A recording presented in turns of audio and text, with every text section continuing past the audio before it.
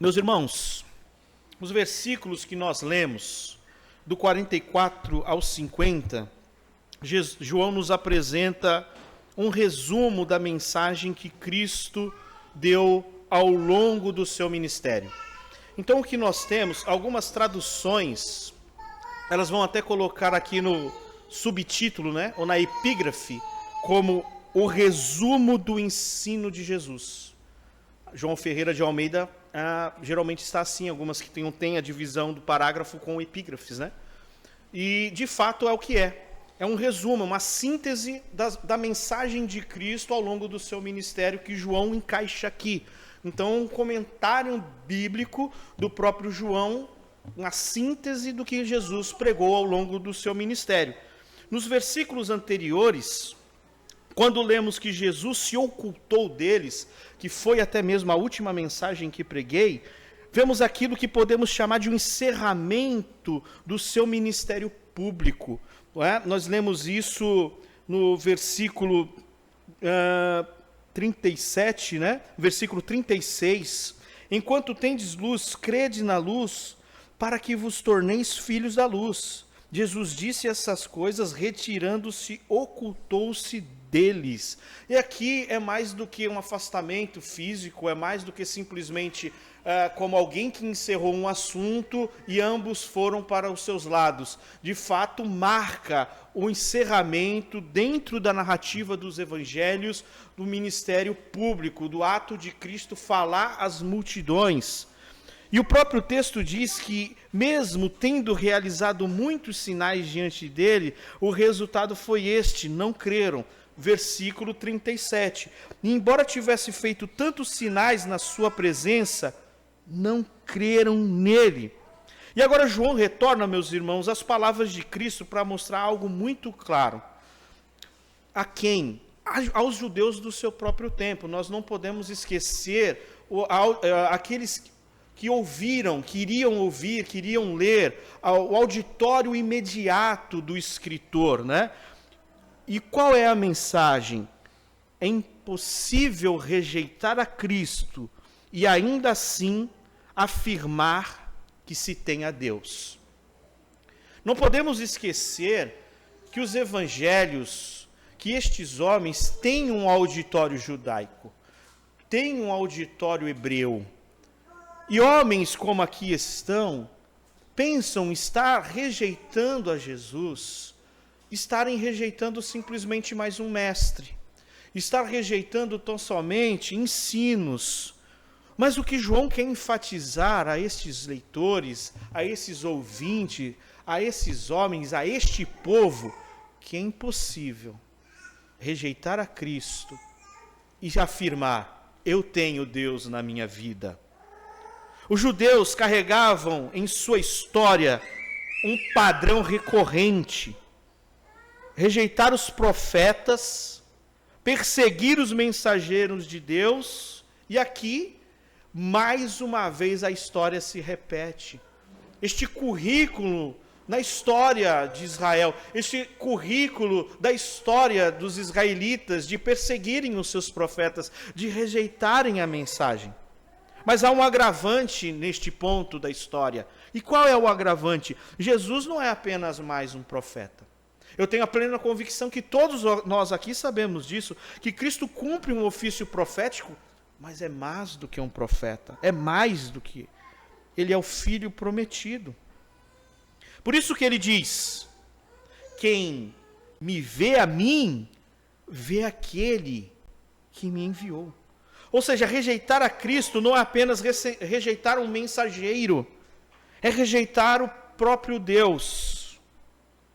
O que eles precisavam entender, então, meus irmãos, a ler este evangelho, é que rejeitar a Cristo faziam com que eles estivessem sem Deus, e ainda que afirmassem pertencer a Ele, é contraditório. Estar em Deus é estar em Cristo. Fora de Cristo, o que há é condenação. E segundo o texto que nós lemos e leremos, em Cristo, salvação e vida eterna. O Cristo que está aqui presente nesse texto, o Cristo enviado, encarnado, é o Salvador das nossas almas. Porém, essa questão que o texto lida não é somente uma questão passada. Hoje é muito comum nós ouvirmos que todos os caminhos levam a Deus. Tenho certeza que se você um dia na tua vida não falou, pelo menos você já ouviu isso, né? Que toda religião de alguma forma conduz ao mesmo destino. Que na verdade o ponto que nos conduz a Deus é o religare, é a religião. E o que o mais importante que deve haver é a tolerância. Você já ouviu isso? Você já concordou com isso para finalizar um debate? Cuidado, meu irmão.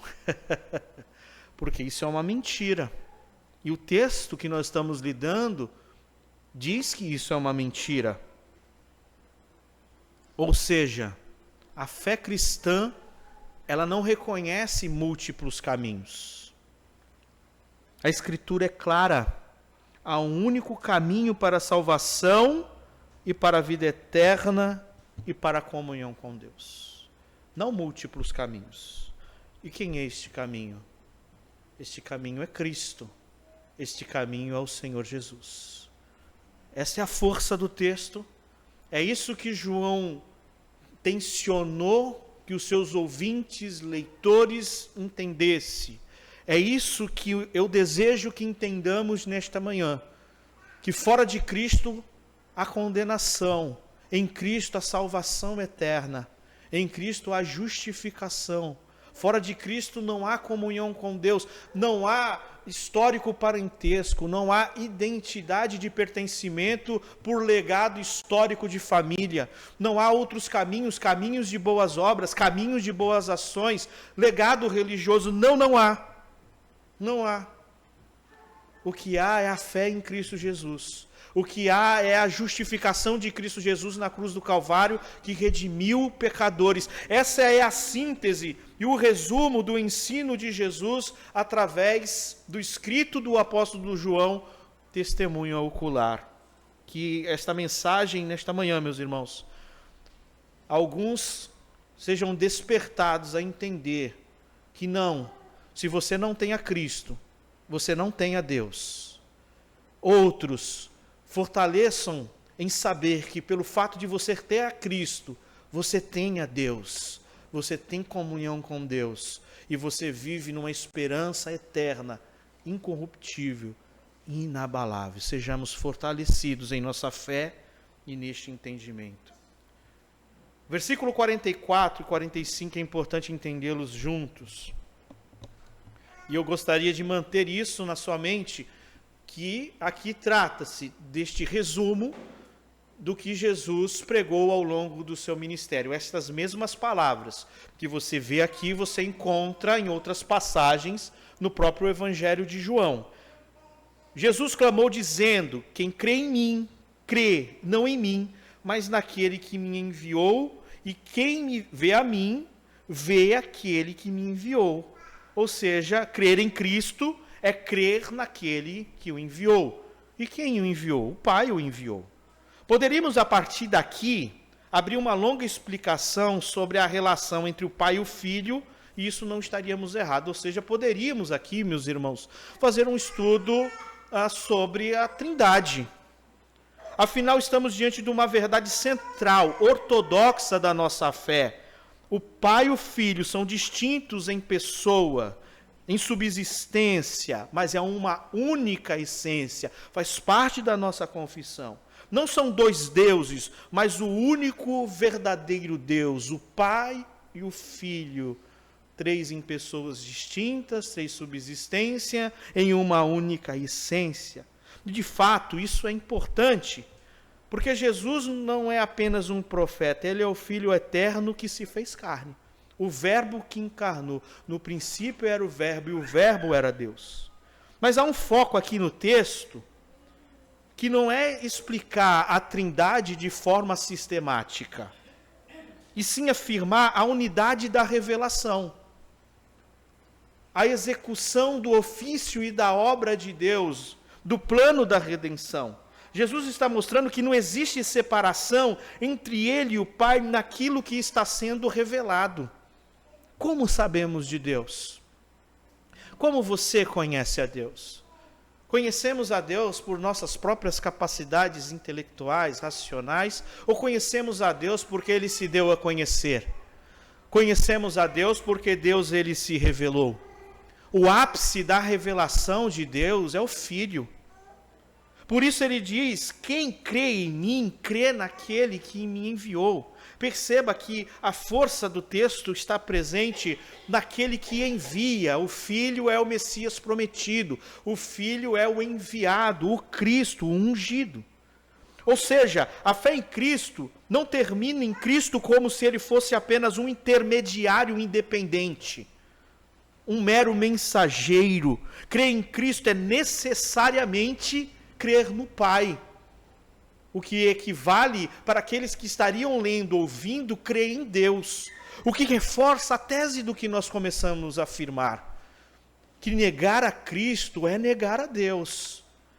Que seria impossível para aqueles judeus afirmarem, serem de Moisés, terem a lei, ser o povo das alianças, se afirmando a sua posição de rejeição a Cristo. Isso aqui, para nós entendermos, faz sentido até mesmo em termos humanos. Como? Em qualquer contexto, o mensageiro fala em nome de quem enviou, não é assim? O mensageiro fala em nome daquele que enviou. Receber o mensageiro é receber o emissário. Se você recebe uma mensagem de um mensageiro, logo de fato você está recebendo a mensagem do emissário. Rejeitar o mensageiro é rejeitar de fato quem o enviou. Tem como fazer essa separação, essa dicotomia? Até mesmo nas coisas da vida, nas circunstâncias, nessa relação, isso é entendido. Porém, há algo elevado aqui, maior. Jesus não é apenas um representante externo, não é um carteiro, ele não é um agente federal. Não é. Ele não é apenas alguém que fala da parte de Deus. Ele revela perfeitamente a Deus. Ele revela perfeitamente o Senhor. Não existe revelação em todo o enredo da redenção fora de Cristo. Pois quem revela a Deus é o Filho. Por isso ele afirma, quem vê a mim, vê aquele que me enviou. Vê aquele que me enviou. Isso não significa que o Pai e o Filho sejam a mesma pessoa. De fato, o Pai e o Filho são pessoas distintas. Mas que o Filho é a expressão perfeita do Pai. Quem vê o Filho, logo vê o Pai. Tudo que o Pai é em sua natureza, linguagem confessional, em sua essência, o Filho revela de forma plena. Moisés deu a lei revela de fato a vontade de Deus, mas o Filho revela a Deus em essência. Portanto, o que Jesus está dizendo é muito sério, meus irmãos, e extremamente sério. Não existe relacionamento com Deus à parte dele. Não existe fé no Pai que ignore o Filho. Crer em Cristo é crer em Deus, rejeitar a Cristo é rejeitar o próprio Deus. E assim nós abrimos a fala do nosso sermão de hoje. Fechando qualquer possibilidade que possa existir em nosso coração de possuirmos relacionamento com Deus, comunhão com Deus, negando a Cristo e sua obra. Seja em nossos próprios corações ou naqueles que se relacione com você familiarmente, profissionalmente, de alguma maneira. E como muitas vezes nós cedemos a argumentos modernos baseados em tolerância, na dita tolerância religiosa. Na verdade, essa tolerância religiosa pavimenta o caminho para o inferno. E aqui eu não estou fazendo uma apologia à agressão. Não é isso. Mas é a afirmação contundente de que não, o Evangelho não admita diversas possibilidades de termos acesso e comunhão com Deus. Não. O único caminho, de fato, para o relacionamento e comunhão com Deus é Cristo. O versículo 46, perceba que é mais uma declaração que você encontra em outras passagens do Evangelho de João. Eu vim como a luz do mundo. Nós encontramos em João 8, né? A fim de que todo aquele que crê em mim não permaneça nas trevas. Se Cristo é aquele que revela, é o que revela o Pai e a sua vontade, crer em Cristo é crer no Pai, Cristo é a luz do mundo. Cristo é aquele que traz luz em um mundo caído, em um mundo mergulhado em trevas. Quem é Jesus, meus irmãos? Ele é o Filho, o agente de Deus, o ápice da revelação de Deus. Nele os atributos de Deus são conhecidos. Em Cristo vemos a justiça de Deus não só anunciada, mas vivida, praticada, exemplificada. Sua santidade não só anunciada, percebida, exemplificada. Vemos a sua sabedoria, o seu amor. Tudo isso, meus irmãos, em Cristo plenamente. O anúncio poderoso das boas obras, essa revelação que traz luz em meio às trevas. Cristo é o pregoeiro das boas novas. Aquele que através da sua palavra traz luz em meio às trevas. Por quê, meus irmãos? Porque a vontade daquele que o enviou é tornada conhecida. É tornada sabedoria para os homens, para aqueles que o ouvem. E também o verdadeiro estado do homem é exposto. Em Cristo, aquele que está em trevas e não conhece a Deus, não conhece a si mesmo, não conhece a obra de Deus e não conhece o seu próprio estado. Em Cristo, o homem conhece a Deus, conhece a obra de Deus, conhece a si mesmo e o seu estado. O homem em Cristo sabe que ele não é um ser perfeito, bom em suas obras, mas sim um pecador, que carece da justiça e misericórdia de Deus. Porque ele é a luz que vem a este mundo, meus irmãos, mergulhado no pecado, na escravidão do pecado e na escravidão do diabo. E você sabia que toda a Bíblia já contemplava essa realidade? Porque o profeta Isaías já havia anunciado que um povo que andava em trevas veria grande luz. E que o servo do Senhor seria luz para a nação. Isaías 9, versículo 2. O povo que andava em trevas viu grande luz. E aos que viviam na região da sombra da morte, resplandeceu a luz. Essa era a minha realidade. Essa era a sua realidade. Cada um dentro do seu próprio contexto.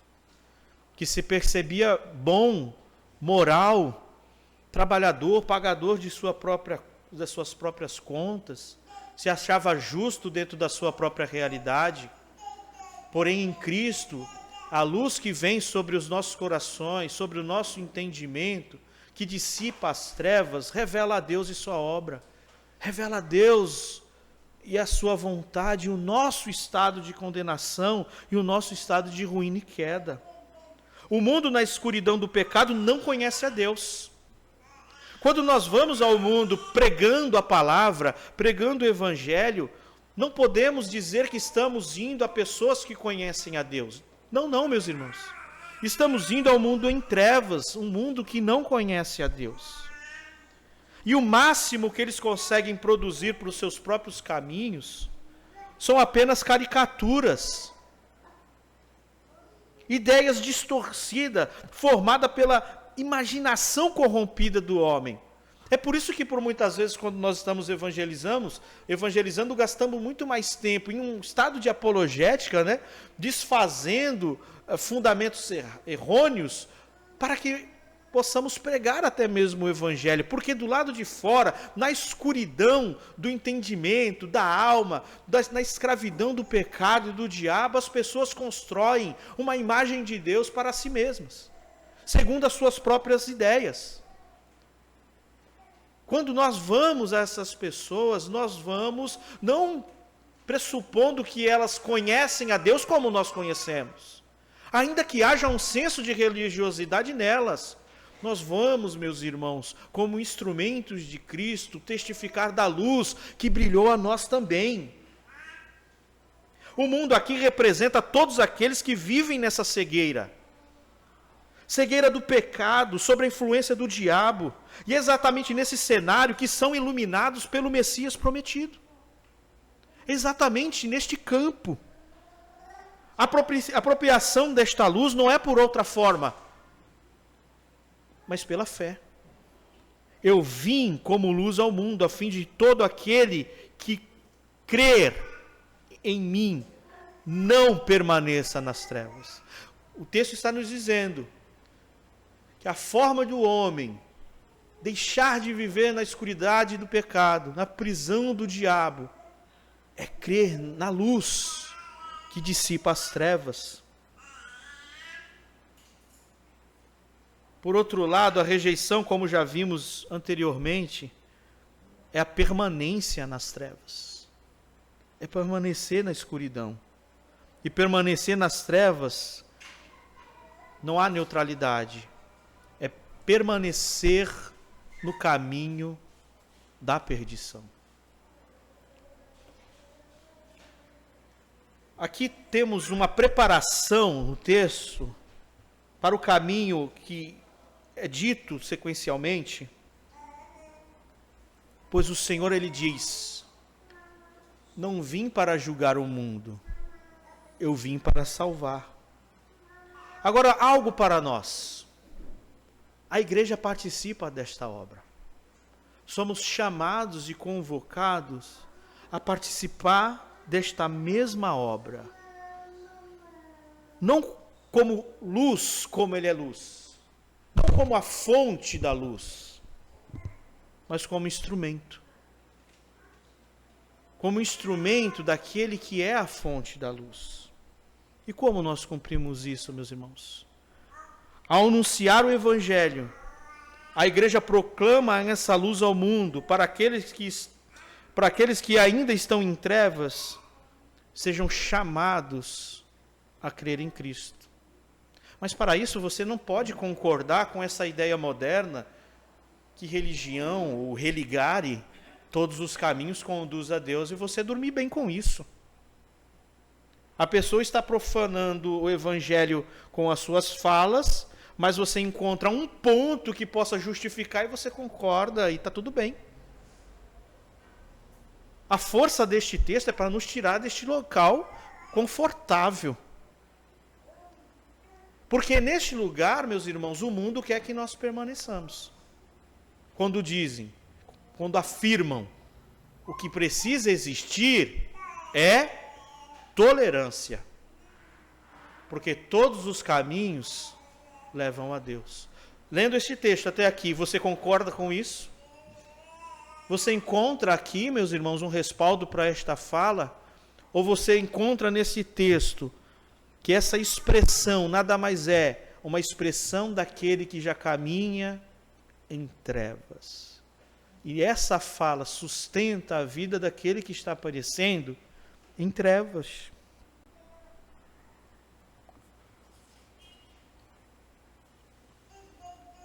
Versículo 47. Para aqueles que entendem ou pensam que todos os caminhos levam a Deus, o versículo 47, encontramos o ápice dessa mensagem, porque Jesus Cristo é o Salvador. Amém? Se há igreja, se há um crente, se há você e eu aqui, não é por nossas próprias obras, não é por nossas próprias capacidades, mas porque Cristo é o Salvador. Se alguém ouvir as minhas palavras e não as guardar, perceba que este resumo que João monta, ele está todo relacionado ao que ele disse antes, sobre não receberem a luz, continuarem em trevas, a multidão que ouviu, mas não creram. E agora ele monta toda uma pregação sintetizada no que Cristo falou antes. Se alguém ouvir as minhas palavras e não as guardar, eu não a julgo, eu não o julgo, porque eu não vim julgar o mundo, e sim salvar. Esse texto é tratado de forma carinhosa por muitas pessoas. Porque muitas pessoas olham para este texto e dizem o seguinte: está vendo? Jesus não veio para julgar. Quem julga são vocês. Quem julga é a igreja, porque Jesus mesmo veio para salvar. Não é isso que muitos dizem? Aí a pessoa, com isso, ela desloca o texto para bem longe e ela começa a se autoafirmar em uma vida de pecado como um salvo, mas na verdade o que ela está fazendo nada mais é do que distorcendo o texto ou usando o texto para continuar vivendo em suas próprias misérias, porque esse texto não quer dizer isso. Aqui, ouvir as palavras e guardá-las, tratando no sentido oposto do que ele diz, é equivalente a crer na luz. Ele diz: aqueles que não guardar. O oposto é guardar. Guardar é equivalente a crer na luz. Crer nas Escrituras não é mera aceitação intelectual, mas envolve seguir, arrepender-se, negar a si mesmo e tomar a cruz, que está junto de todo o discurso de Cristo e pregação do Evangelho por toda a Escritura. Quando Cristo diz que não julga aquele que rejeita a sua palavra, isso não significa indiferença ao pecado. Não é como se existisse uma dicotomia do Deus do Antigo Testamento com o Deus do Novo, do Pai e do Filho. Não é isso. Não é indiferença em relação ao pecado. Não há espaço aqui para uma ideia moderna do não julgueis. Como se o pecado fosse algo tolerado ou irrelevante. O foco está no seu ofício. E qual é o ofício de Cristo destacado nesse texto? O ofício sacerdotal. A missão que ele veio cumprir. Seu ministério mediador. Ele veio de fato salvar. E não somente veio, ele salvou. Qual é a missão do Senhor, meus irmãos? É redimir pecadores que estão mortos em seus pecados. E essa salvação não diminui a gravidade do pecado. Jesus dizer que não veio para julgar, mas veio para salvar, não diminui a gravidade do pecado daqueles que estão rejeitando. Pelo contrário, ela pressupõe a gravidade. Por quê? Porque salvar nas Escrituras não é libertar de circunstâncias externas. Não é uma libertação de um regime político, mas é livrar da condenação do pecado. E como Cristo liberta homens da escravidão e da condenação do pecado? Na cruz. Então, quando ele diz, eu vim para salvar, não é diminuir a gravidade do pecado, mas acentuá-la. Porque salvar, meus irmãos, aqui é morrer por pecadores. Salvar aqui não é um ato de alguém que irá liderar um exército armado e seguir com força humana para Roma, mas é morrer por homens que não se importavam com ele. É derramar na cruz do Calvário o seu sangue, é ser coroado por uma coroa de espinho, é ser transpassado, é ser humilhado. Logo, isso não pode ser algo que diminua a malignidade do pecado. Sim, acentua a malignidade do pecado. Não há espaço para o não julgueis. Isso já tinha sido anunciado pelo profeta Isaías. Isaías 53, versículo 5 diz: mas ele foi transpassado pelas nossas transgressões, moído pelas nossas iniquidades. O castigo que nos traz a paz, estava sobre ele, e pelas suas pisaduras fomos sarados. O sacrifício de Cristo, meus irmãos, ele não diminui a malignidade do pecado, mas acentua. Portanto, a missão de Cristo é salvar, passa necessariamente pelo seu sofrimento substitutivo. Dessa forma, a rejeição não altera a natureza do evangelho. Pelo contrário, aquele que seria rejeitado iria à cruz e morreria pelos seus, como as Escrituras já haviam anunciado. O fato de existir quem rejeita não anula o que Cristo veio fazer, não impede o que Cristo iria realizar. Como hoje, a rejeição atual não anula a obra de Cristo. Ele se entregou por pecadores e ainda chama pecadores ao arrependimento. Saiamos 10 vezes da porta para fora e preguemos o Evangelho. Se das 10 vezes existirem recusas, se das 10 vezes existirem rejeição, não anulará o fato de Cristo ter morrido na cruz do Calvário. E ainda hoje, diz a homens, mulheres, jovens, crianças, arrependam-se e creiam em Jesus Cristo. A mensagem é a mesma. Pode o mundo, ideologias, os ditos intelectuais de nosso tempo, todos podem se unir contra Cristo, podem se unirem contra a igreja e afirmarem: nós rejeitamos. Não muda o fato, não apaga a cruz, não destrói o rastro da paixão de Cristo, que suportou no meu e no teu lugar os pecados devidos a nós, meus irmãos. A condenação devida a nós não muda, não altera. A tua rejeição, se você que está aqui hoje rejeita de alguma forma, não muda o fato, não tira Cristo da cruz, não muda o fato dele ter sido ressuscitado, não muda o fato dele hoje estar à destra de Deus intercedendo por sua igreja. Não muda. Como essa rejeição não mudou. Eu não julgo, porque eu não vim para julgar o mundo, e sim para salvá-lo.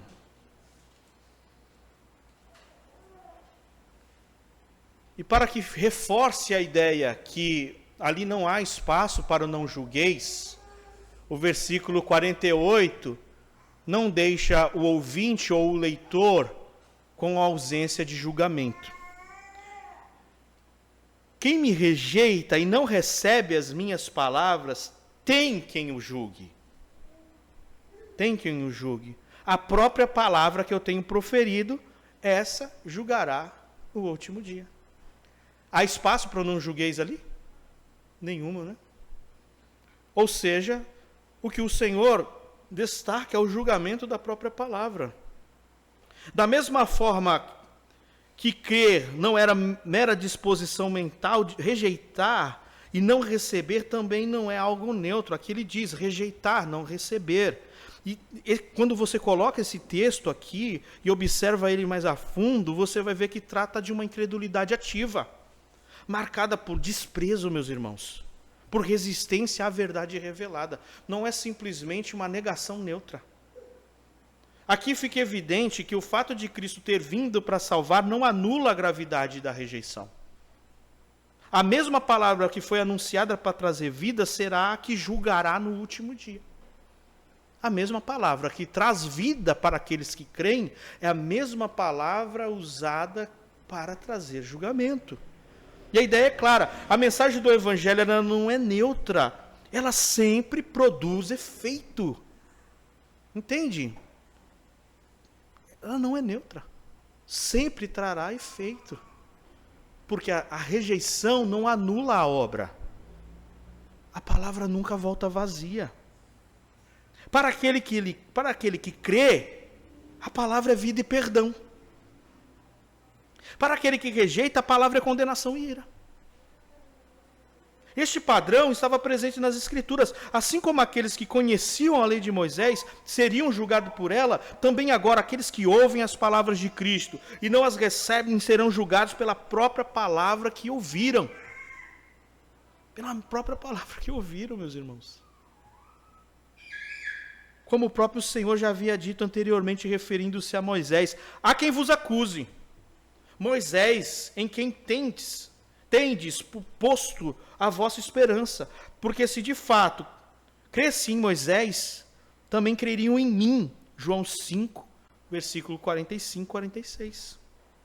Este princípio aparece também em outros lugares na Escritura, quando se diz assim, porque nós somos para com Deus o bom perfume de Cristo, tanto nos que são salvos como nos que perecem. Para estes, cheiro de morte para a morte, para aqueles, aroma de vida para a vida. Segundo os Coríntios, capítulo 2, versículo 15 e 16. Ou seja, a mensagem é a mesma. O mesmo evangelho, porém, produz dois resultados distintos, conforme a resposta do homem. O mesmo evangelho, resultados distintos, conforme a resposta. Qual é a resposta dos salvos? Arrepender e crer. Qual é a resposta do condenado? O texto diz: rejeita e não recebe. Portanto, rejeitar a palavra de Cristo não é apenas perder uma oportunidade, dentre tantas outras possibilidades. É acumular juízo. É acumular ira sobre ira. Porque essa mesma palavra que hoje é ouvida, a mesma palavra, será o padrão pelo qual hoje será julgado no último dia. A mesma palavra, meus irmãos. Logo, não é simplesmente alguém que deixou um ensino porque não concorda. De fato, é acumular ira para o dia do juízo. Versículo 49 e 50. Porque eu não tenho falado por mim mesmo, mas o Pai que me enviou, esse tem prescrito o que dizer e o que anunciar. E sei que o seu mandamento é a vida eterna. Não é? Essa palavra que julga, olha só o que o Senhor diz, meus irmãos. Isso é um texto para ruminarmos a semana inteira. Ele está dizendo: condenará aqueles que rejeitam. Mas ele sabe que esta palavra é palavra de vida eterna. As coisas, pois, que eu falo, como o Pai me tem dito, assim falo. Falo palavras de vida eterna. A palavra que julgará no último dia é palavra de vida eterna. Palavra de juízo para que os rejeitam. Palavra de vida eterna para os que creem. Quando Jesus diz que não fala por si mesmo, meus irmãos, isso não pode ser entendido como se houvesse distância ou oposição entre o pai e o filho, como se o filho fosse o Salvador misericordioso e um pai juízo severo, não é? O Deus do Antigo Testamento severo e o Deus do Novo Testamento amoroso e bondoso. Isso deve ser entendido à luz da missão. Da missão. O filho foi enviado em perfeita unidade com o pai e cumpre a vontade daquele que o enviou. É o cumprimento do pacto, meus irmãos. É o cumprimento do que está pactuado nas pessoas da Trindade Santa.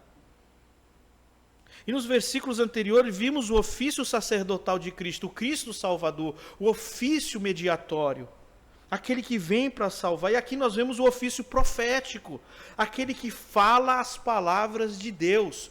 Quantos profetas nós temos nas Escrituras que falaram as palavras de Deus?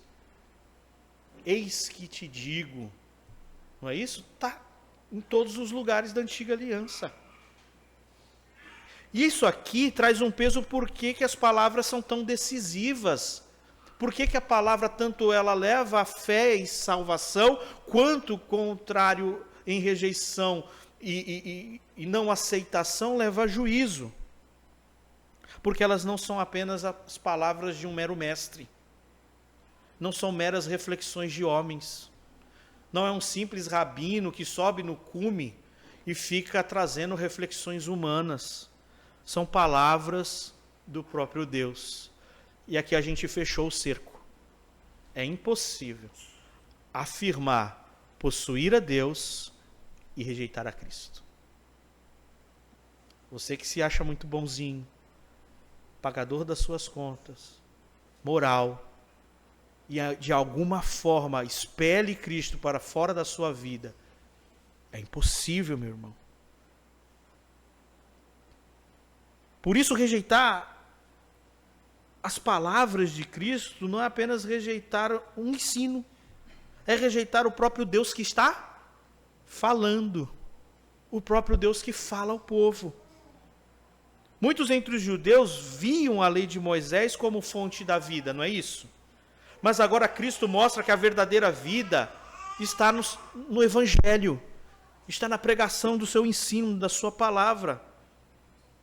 Por isso que ele vai afirmar aqui de forma profunda: sei que o meu mandamento é vida eterna, é eternidade.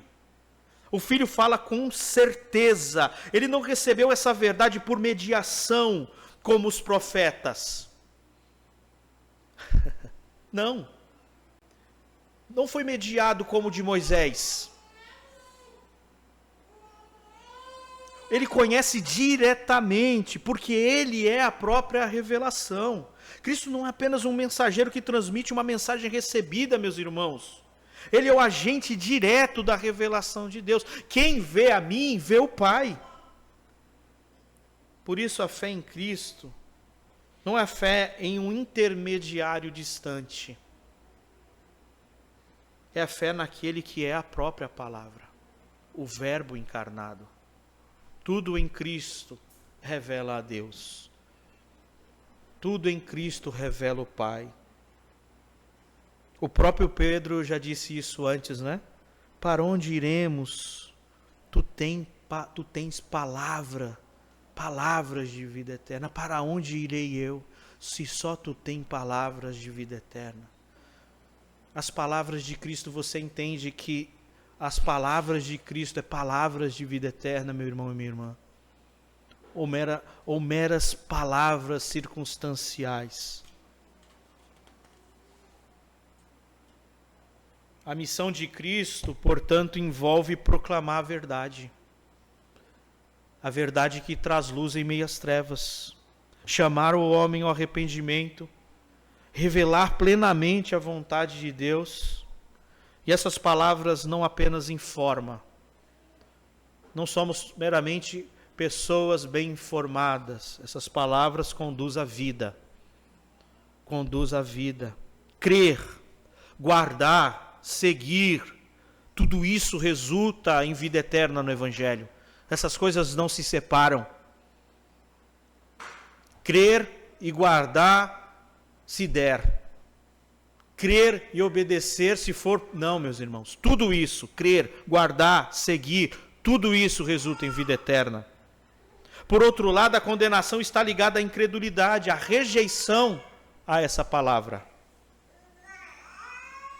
E o que é triste quando olhamos para textos como esse, é que muitos hoje reduzem a obra de Cristo a algo imediato e material. Influenciados por um pragmatismo moderno. Esse pragmatismo, aquilo que dá certo, aquilo que resolve.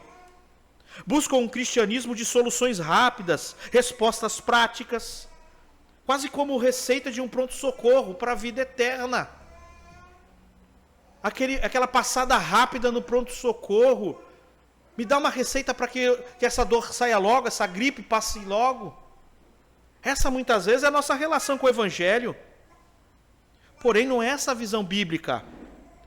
Esperança sem Cristo, meus irmãos, é apenas desejo incerto. As pessoas dizem aí, você precisa ter esperança. Você já pensou nisso fora de Cristo? Que qualquer esperança que se tenha fora de Cristo não passa de desejo. Por quê? Porque eu espero aquilo que eu desejo. Mas você nunca sabe se vai ter. Porque é incerto. É incerto. Se você está doente e começa a fazer um tratamento hoje, você deseja ficar bom. Mas certeza você não tem. Você deseja. Só há esperança legítima acompanhada de certeza em Cristo. Porque a esperança bíblica ela é fundamentada na fé. Logo, ela é certeza. Certeza de quê? Eu sei que as palavras que vos tenho dito é palavras de vida eterna. Eu sei. Confiamos em Cristo. Somos nutridos por essa mesma confiança em Cristo. Por isso, esperança é certeza. Certeza de novos céus e nova terra. Certeza de eternidade. Logo, crer, obedecer, seguir, guardar, tomar a cruz, tudo isso pode ter peso nesta vida. Podemos de fato até ter sofrimentos nessa vida. Nada disso aqui é considerado como se fosse um mero entretenimento, que não tivesse um impacto real em nossas vidas. Mas nada se compara à glória que será revelada, porque o resultado, o peso do resultado de tudo isso é a eternidade.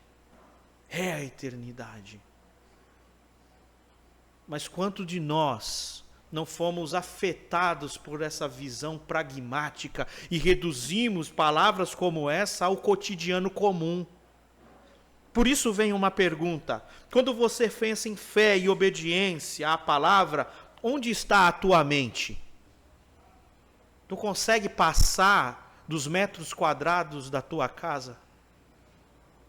Você consegue passar dos metros quadrados da tua vida financeira?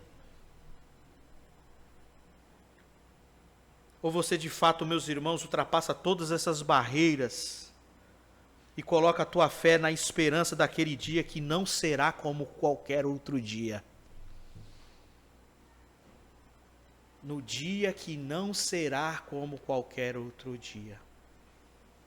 Ou quando você fala de fé e obediência, você ainda está nas circunstâncias desta vida que são transitórias e passageiras. Eu sei que o seu mandamento é vida eterna. Cristo não é alguém que recebeu esta mensagem como um mero mensageiro. Ele sabe, porque Ele mesmo é a vida. Ele é o autor da vida. Ele sustenta todas as coisas por sua palavra poderosa. Você confia no que o mundo sabe ou no que o teu Senhor sabe? Você confia na sabedoria de Cristo ou na sabedoria humana? Concluindo, assim como Cristo foi enviado, meus irmãos, também os apóstolos foram enviados. E da mesma forma a igreja é enviada. E por que eu digo isso? Porque o texto, ele, do princípio ao fim, trata do Pai que envia o Filho, logo está tratando da dispensação, do ofício, do ministério, da economia da redenção. De como Deus, em seu santo propósito, em sua vontade, decretou ter um povo para si no Filho, e enviou o seu Filho para morrer por pecadores. Cristo veio ao mundo como a luz, os apóstolos testemunharam dessa luz e agora a igreja continua esse testemunho. Essa própria economia soteriológica envolvendo a igreja local. E essa continuidade, meus irmãos, ela é lógica. Cristo cumpriu o seu envio, por isso existe a igreja. Porque o Pai que o enviou, o Filho veio e cumpriu a sua missão. Foi obediente até a morte e morte de cruz. Os apóstolos cumpriram também os seus chamados. E por isso a palavra chegou até aqui. E agora a igreja local, nós fomos enviados ao mundo, como Cristo veio ao mundo como luz aos cegos. Porém, como nós, que somos também enviados por Cristo, temos cumprido ou temos gastado as nossas vidas. Cristo foi até o fim e foi até a morte. Este é o nosso exemplo maior. Como Cristo cumpriu o seu envio, foi até o fim e foi até a morte. E os apóstolos foram até o fim e a maioria até a morte. E nós, como gastamos o nosso tempo? Como temos gastado as nossas forças? Ou será que diante de qualquer custo, qualquer pressão, qualquer cobrança, já recuamos, paramos, desanimamos? A palavra que recebemos, meus irmãos, é palavra de vida eterna, mas ela não vem sem exigência. Não vem sem exigência. Esse evangelho sem exigência, ele é um evangelho mentiroso. Porque ela chama a obediência, chama o compromisso, chama a fidelidade. Que não sejamos apenas ouvintes, meus irmãos, nem apenas convencidos, mas homens e mulheres que vivem à altura da vocação que recebemos. Cristo cumpriu o seu envio, por isso você está aqui. Os apóstolos cumpriram o deles, que possamos cumprir o nosso como igreja local. A exemplo do nosso mestre, Rei e Senhor. E quando falo disso, não falo apenas de moralismo, meus irmãos. De repente você possa se achar moral, entender, tenho cumprido, eu faço todas as coisas certas. Eu estou falando por gastar tempo pelo Evangelho. O Evangelho fazer parte da tua agenda. Não é algo que entre de vez em quando. Tu entende que esse texto todinho fala da economia e da dispensação da obra de Deus de redimir um povo? Quando trata do pai que envia o filho que vem e obedece, há uma coisa econômica presente aqui, meus irmãos. Há uma dispensação presente aqui, e ela não significa que Deus que operou tudo isso de forma organizada, desde sua eternidade, tenha lançado a igreja a viver segundo as suas próprias vontades, a não se gastar, a não servir, a não doar, a tratar a igreja, o evangelho, como algo secundário, e não tem impregnado o nosso próprio envio como igreja em toda a nossa entranha, em todo o nosso ser. Pensar na igreja como se fosse algo que voa às vezes quando dá tempo, ou quando eu tiver um tempo, eu dou uma certa atenção a isso. Primeiro é aqui. Você já parou para prestar atenção que muitas vezes a forma que você pensa, se fosse o pensamento de Deus, não existiria você? Não estaríamos aqui?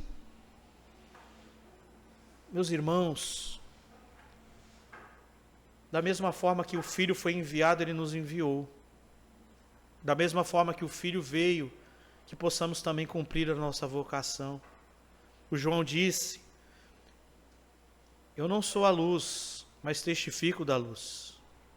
Sobre os apóstolos e a igreja local, ele diz: não se pode esconder uma cidade edificada sobre os montes.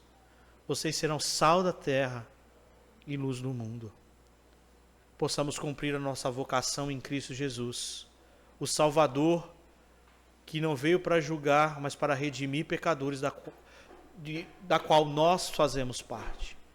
Alcançados pelo ministério de Cristo, seu pacto, seu reino e sua obra redentora. Que Deus gere em nossos corações, meus irmãos, alegria, gratidão, deleite, por dizer: Senhor, eu vi a tua glória, eu vi a glória do teu evangelho, eu fui alcançado pela glória do teu envio, eu fui alcançado pela luz do teu envio. Eis-me aqui, envia-me a mim. Envia os meus recursos, envia a minha família, envia os meus filhos, envia a minha inteligência, envia a habilidade das minhas mãos, envia todo o meu ser. Amém?